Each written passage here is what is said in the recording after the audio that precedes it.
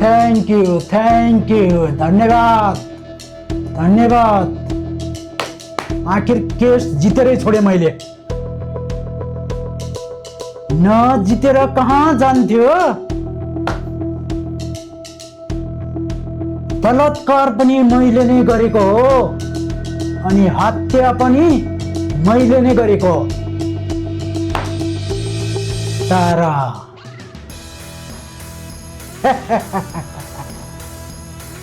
Police case पनि भयो, त्यहाँ पनि कसैले मेरो केही पनि गर्न सकेन।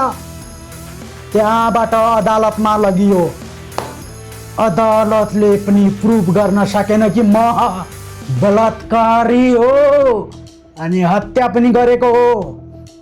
यो सबै किन भयो थाहा छ तँलाई? थाहा छ? मेरो बाउ किङ जब कसैको बाउ मन्त्री हुन्छ नि, यही हो असली मजा आउने। जस्तोसुकै अपराध गरे पनि बच्न सकिन्छ भाइ। कसैलाई बलात्कार गर या कसैको हत्या गर, यदि बाउ मन्त्री छ भने कसैले केही बिगार्न सक्दैन। बुझिस् कि नै? मेरो बाउले मेरो लागि के गर्यो थाहा छ तँलाई? थाहा छ? यो देशकै नम्बर 1 वकिल त्यो अदालतमा खडा गरिदियो अनि त केस आफ्नै तर्फ आयो। त्यो वकिलले त केसलाई यसरी घुमाइदियो फन पनि त्यसलाई कुनै प्रुफ नै भेट्टाएन। अनि अदालतबाट पनि सफाई पाएँ मैले। अब कसले के गर्छ मलाई? कसले के गर्छ? देशको सबभन्दा ठुलो अदालत त्यही नै हो। अब त्यो भन्दा माथि त छैन।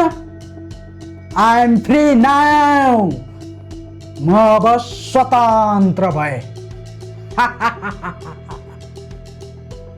राख अहिले।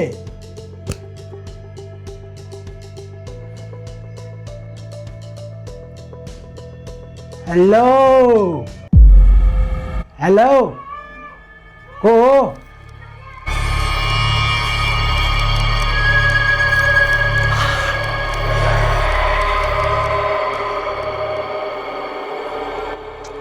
जस्तोलाई यो धरतीबाट माथि पुर्याउने एउटा यात्री।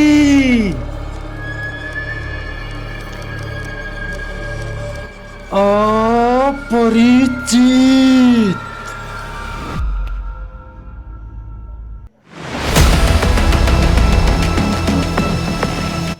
अपरिचित मतलब परिचय नै छैन।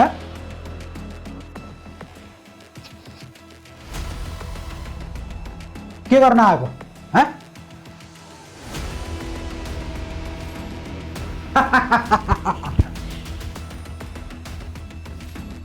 सरी, ठट्टा गरेको ब्रोसँग यसो ठट्टा गरेको।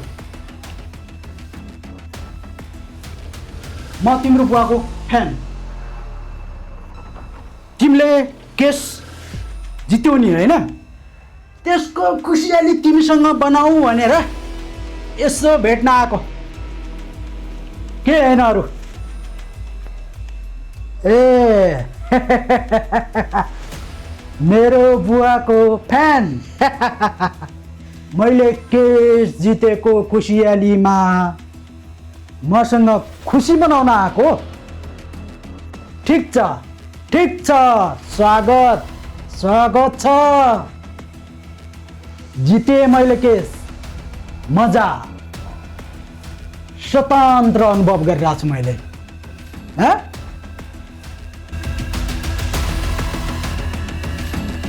तर थाहा छ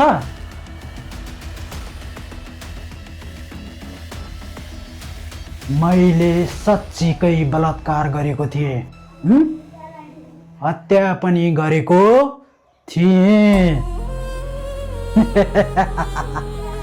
कसैले केही गर्न सकेन किनकि मेरो बाउ यहाँको मन्त्री हुनुहुन्छ।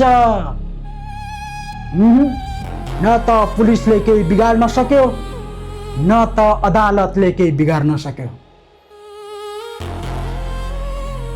Now I am freedom man.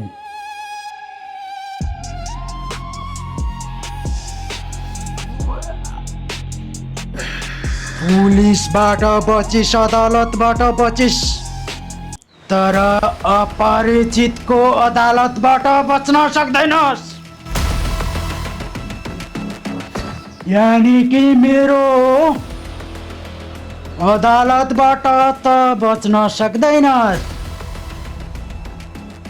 मेरो अदालत म खडा हुन तैले बाँकी नै छ। के भनिस्? भर्खर त भन्दै थिइस् तेरो बुवाको फ्यान हो भनेर। हिरो हो तेरो बुवा कुनै फिल्मको कि म उसको फ्यान हुनलाई उसको?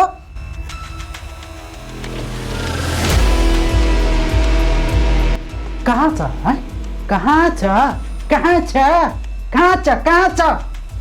छ तेरो अदालत? भन। तेरो अदालतमा पनि यस्तो वकिल खडा गर्छु म। कहाँ छ तेरो अदालत? गर। तेरो अदालतमा खडा गर।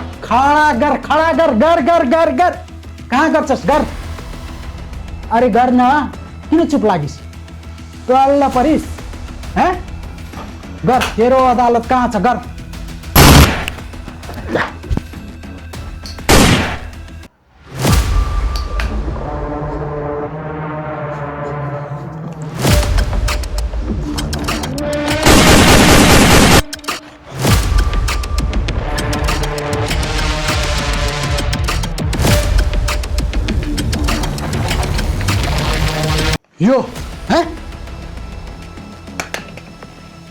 यो हो मेरो अदालत,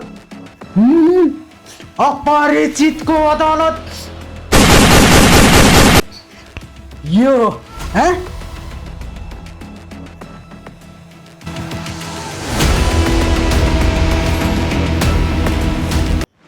अब माथि जा। त्यहाँ पनि स्वर्गकी अप्सरालाई बलात्कार गर्नु, अनि त्यहाँ पनि आफ्नो बुवालाई बोलाउनु केस लड्नको लागि। अनि तेरो बुवालाई म यहाँबाट पठाउँछु त कहाँ?